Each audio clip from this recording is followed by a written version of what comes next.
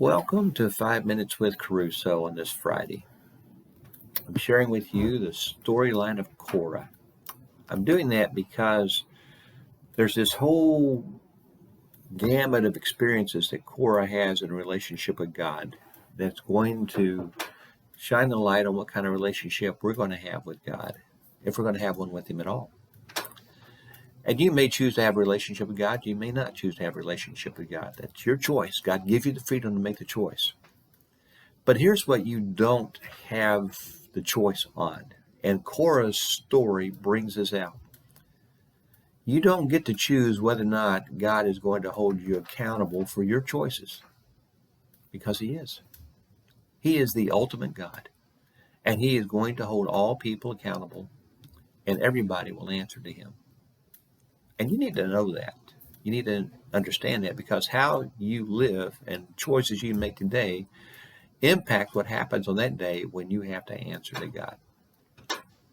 Something to be aware of. You're not the ultimate authority. Sorry to break that news to you. God is. Okay, let me just kind of lay out this part of the story for Korah. He grew up in slavery in Egypt, and God brings judgment on the nation of Egypt, the most powerful nation of the world at that time.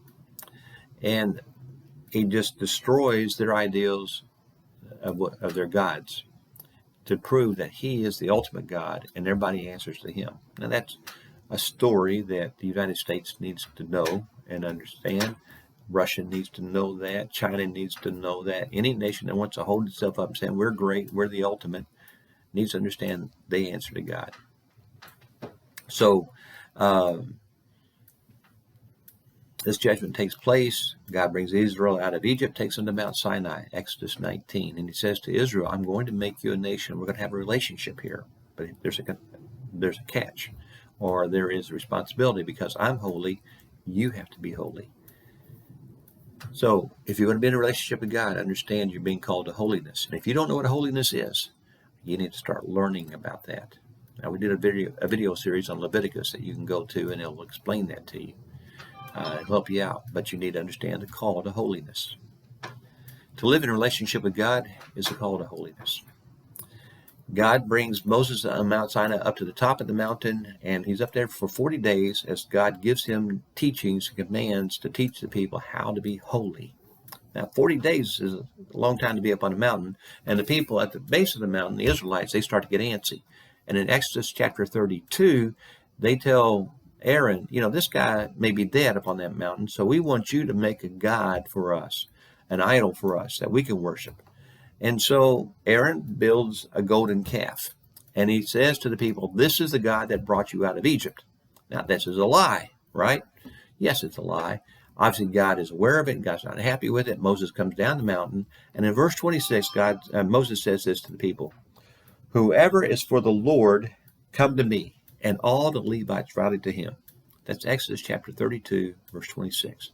All the Levites rallied to him. Korah was one of those guys.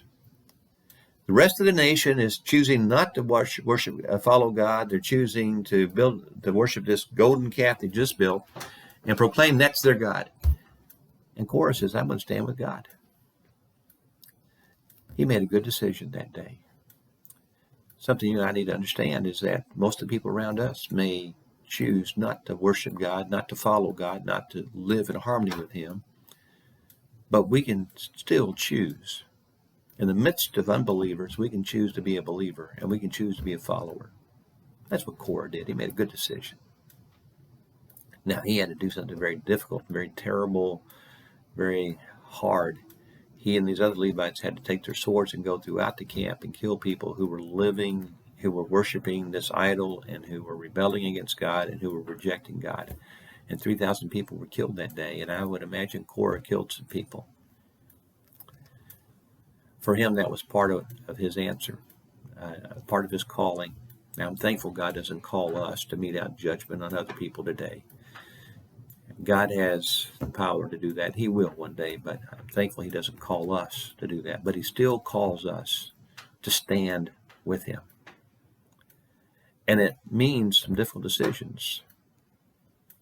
Korah made that decision on that day. You and I can make the same choice. So in this part of Korah's story, we need to understand that choosing to follow God is choosing to follow a holy God. And there's responsibility that comes with that. And there's some separation that comes with that because we're not going to be able to fit in with everybody if we choose to stand with God. You and I can follow this example of Korah's life and make the right choice. I hope this blesses you, gives you a lot to think about and wrestle with. Come back next week. We'll have more about Korah's story. Okay? Leave any messages. Send an email at booksbyKeRusso@gmail.com. Be blessed.